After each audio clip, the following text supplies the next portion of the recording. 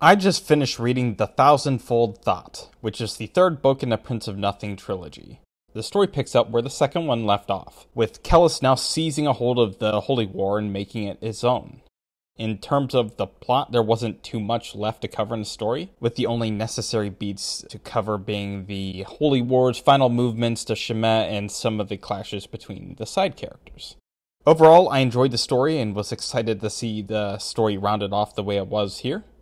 Unfortunately, distractions in life led to a slight delay in the time in which I could write this review, so I fear I might forget some things. But I've also watched a number of other reviews to help refresh my memory, so I am doing my best.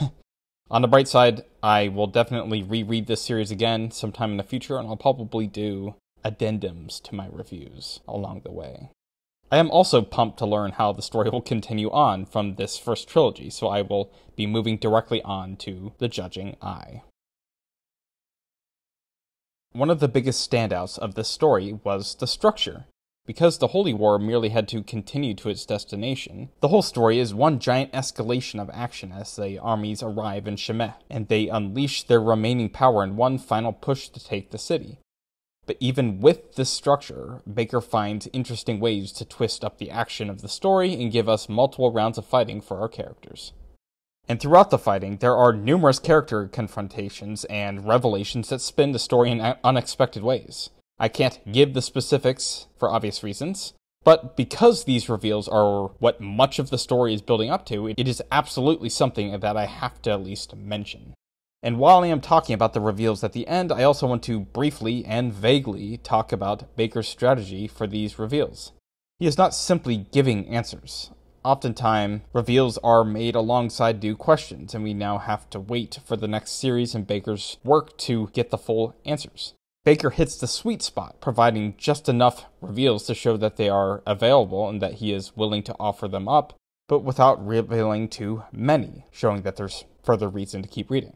That I am moving on right to the next book is a testament to his ability to write his series in phases.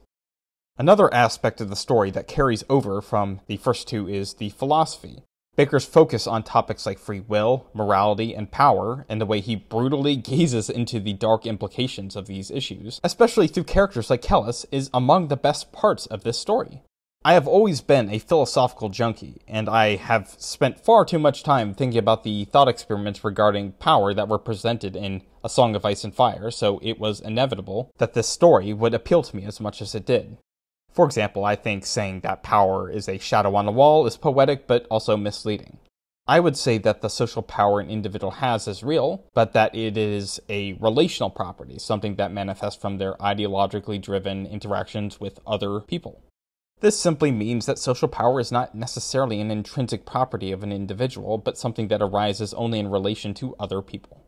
Indeed, these books made me realize that I might be able to get away with more philosophy in my own stories, especially if I link it up to my magic system. I have no idea just how much my story will change, but if I had to guess, my story will become more philosophical and more horrifying too.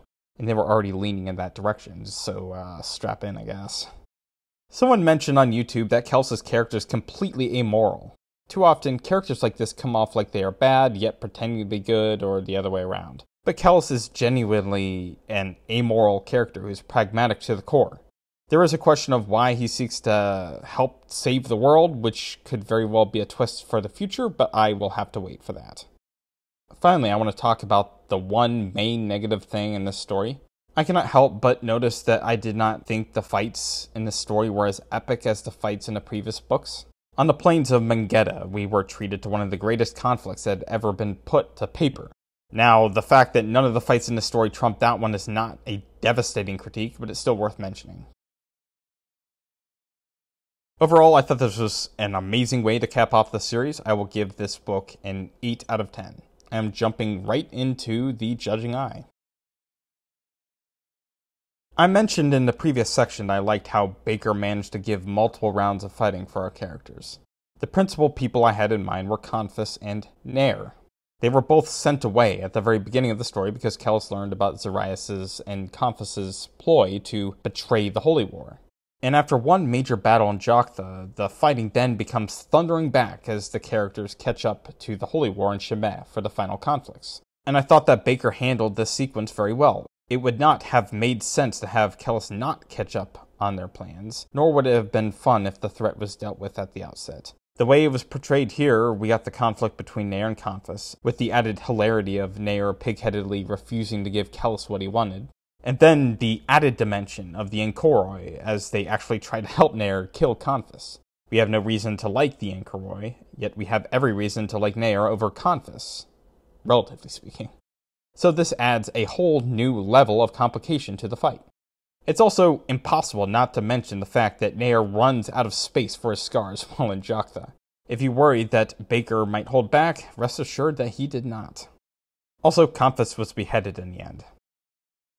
Moengus' confrontations with Nair and Kelis are also both amazing. Moengus' confrontation with the barbarian was the final of the two, and it ends in his own death as the barbarian finally gets his twisted revenge against the man. And what makes the confrontation so powerful is the conflicted nature of their hostility. Nair both hates and loves this man, and his life for decades now has been irrevocably mutilated by his previous interaction with Moengus. So, with Nair finally dispatching this man and rejecting his feelings for him, he has finally killed a portion of himself and is given himself silence. Nair certainly considers this success to be a long time coming, but you just know that he has forever lost a part of himself and will never get it back. Moengus' confrontation with Kelis was also amazing and filled with twists. Everything from learning that Maithanet is Kelis' half-brother to learning that the half-brother and Kelis too are both part of a larger plan by Moengus to stop the consult from taking action again, all serve to reformat our understanding of the events leading up to today. Basically, what you find out is that the entire Holy War was an elaborate ploy by Moengus to get his son Kelis to come south, so he could then make him emperor and place him for a more perfect strike later down the line. And another twist is how the Thousandfold thought, the probability trance that can tell us how to save the world, was actually eclipsed by Kelis, allowing him to see further, but also making him go mad. Kelis now believes that the only way the world can be saved is by killing his father. What works about this climax is that it caps off the events of this trilogy, reinterprets everything that has come before, and also segues into the next act of the story. Achaemen also receives his own emotional resolution, where he realizes that he has been utterly taken advantage of by the Savior and Emperor, and so he angrily denounces Kelis, his wife, and the Mandate. And I think that this was such a fascinating way for his arc to have been written.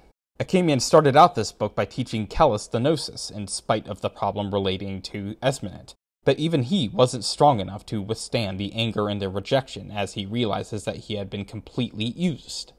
And while his future is left open-ended at the end of the book, reading the back of the next book tells you where he is going, and it is the perfect direction for the story to take.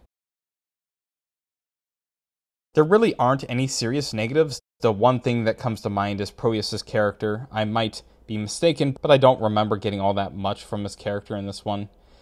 I don't think it matters that much, given how I know he becomes relevant in the next series, but I did hope that there would be more for his character in this one. And I guess another thing that's worth mentioning is the reveal that Maithanet is the half-brother of Kelis. Like, I can understand how that scheme would come together, but it still kind of felt like, oh, look at this. Just so happens he's also your half-brother. How convenient.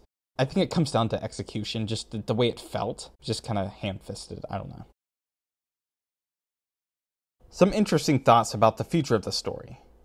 What if the climax of the second series mirrors this one, where instead of Kelis brushing aside his father in order to make way for the future, yet another brushing aside has to happen when Kelis' time is up? The only difference is the perspective from which we are standing when the decision is made. This time, we were standing alongside Kelis as he pushed his father aside. But if he gets pushed aside in the second series, then our vantage point will be completely different. Another possible direction the story could take has to do with Achaemen's future in the story. What I am about to mention is also on the back of the Book of the Judging Eye, but is still, I guess, a minor spoiler. Achaemen is going on a mad hunt for the Dunyain in the wake of what happened in this trilogy, so this is obviously teasing further reveals about Kelis and his role in the story. This is less so worries about Kelis being brushed aside and more so Achaemen realizing that there's a lot more to their savior Emperor than meets the eye. Basically, my prediction is that there is a literary reason the Dunyain were chosen by Bakker as the saviors of this series. There's a lot more to unpack in these grimdark Buddhist monks, and whatever he has down the line is going to be horrifying beyond comprehension, and I can't wait. Finally, I can't help but notice that the 3 titles for the subseries are Prince of Nothing, the Aspect Emperor, and the No God. If this naming scheme is patterned in the way it seems, what it implies is that Kelis is each of these things, yes, even the No God. There are no in-world reasons for why this is the correct pattern, but if it is, that would be a rather nasty plot twist for the end. Overall, I thought this was an amazing way to cap off the series. I will give this book an 8 out of 10. I am jumping straight into the judging eye.